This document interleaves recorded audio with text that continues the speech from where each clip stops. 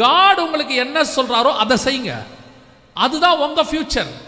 எனக்கு ரொம்ப பைபிளில் ஒரு 4000 வருஷத்துக்கு முன்னாடி ஒரு பெண்ணுக்கு இருந்த உரிமையை பாருங்க, எனக்கு ரொம்ப ஆச்சரியமா இருந்துச்சு.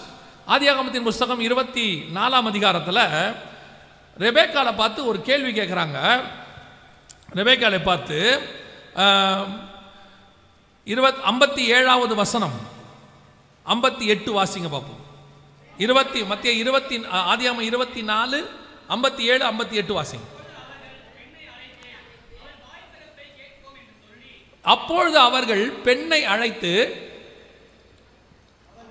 அவள் வாய்ப்பிறப்பை கேட்போம் என்று நல்லா யோசிச்சு பாருங்க. 4000 வருஷத்துக்கு முன்னாடி ஒரு பெண்ணை கூப்பிட்டு நீ இந்த மனுஷனோட டிசிஷன் எடுக்கிறதுக்கு அவளுக்கு ஒரு சான்ஸ் கேட்குறாங்க, நீ இந்த மனுஷனோடு போகிறாயா? இது இன்னைக்கு சாத்தியமான்னு பாருங்க. இன்னைக்கு சாத்தியமா? கொஞ்சம் அந்த வசனத்தை யோசிச்சு பாருங்க. 4000 இயர்ஸ் பேக் இதே இந்தியாவில் ஒரு 100 வருஷத்துக்கு முன்னாடி பெண்களுக்கு படிக்கிறதுக்கு இங்கே என்ன கிடையாது, உரிமை கிடையாது. ஒரு 150 வருஷத்துக்கு முன்னாடி அவங்களுக்கு தனியாக வெளியே போகிறதுக்கு உரிமை கிடையாது. இன்னைக்கும் பல நாடுகளில் கிடையாது. ஆனால் இந்த பரிசுத்த வேதாகமம் ஆணும் இல்லை பெண்ணும் இல்லை, ஆணும் பெண்ணுமாக சிருஷ்டித்தார்னு இருக்கு.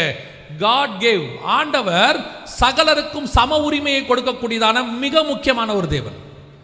4000 வருஷத்துக்கு முன்னாடி ரெபேக்காலை பார்த்து ஒரு கேள்வி கேட்குறாங்க. ஒரு திருமண காரியத்தில் இந்த மனுஷனோடு கூட போகிறாயா, திருமணம் பண்ணிக்க சம்மதமா அப்படின்னு கேட்குறாங்க. இந்த 4000 வருஷத்துக்கு முன்னாடி கேட்டது தான் இருக்கிறதுலே நான் ரொம்ப ஆச்சரியப்படுது, அந்த பெற்றோருக்கு இருந்த குணாதிசயம். ஆனால் அதுக்கு ரெபேக்காளுடைய பதில் அடுத்து வாசிங்க. என்று கேட்டார்கள்.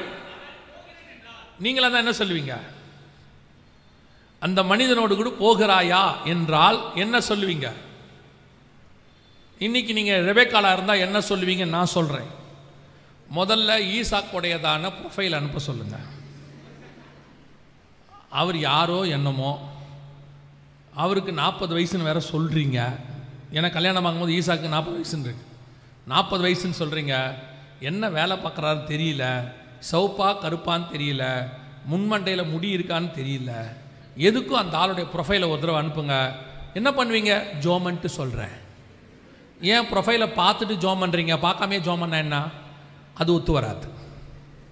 நம்ம பையன் இருக்கான் பாருங்க, ஃபஸ்ட்டே க்ரைட்டீரியா சொல்லிடுவான். இவ்வளோ உயரத்தில் வேணும், இந்த கலரில் வேணும். ஒரு பையன் என்கிட்ட சொன்னான், எங்கிட்ட இல்லை இன்னொரு ஊழியக்காரர்கிட்ட வந்து கேட்டானா, பொண்ணு எப்படா இருக்கணும்? சுண்டுனா ரத்தம் வர மாதிரி இருக்கணும். நான் அப்போ அவர் சொன்னாராம், அப்படியே சர்ச்சு வாசலுக்கு வெளியே போ, நிறைய பேர் குஷ்டரோகத்தில் உட்காந்துருக்காங்க, ஏதாவது ஒரு பொண்ணை பார்த்து கூட்டிகிட்டு போனார். என்ன பாஸ்டர் இப்படி சொல்கிறீங்க? அவங்களுக்கு தான் சுண்டுனா ரத்தம் வரும் புண்ணுல இருந்து, பொண்ணை கூப்பிட்டு போய் சுண்டவா போகிற அப்படின்னு கேட்டாராம். ஸ்பிரிச்சுவலாக தேடணும்ல, அதுக்கு சொல்லியிருக்கிறார் அவர்.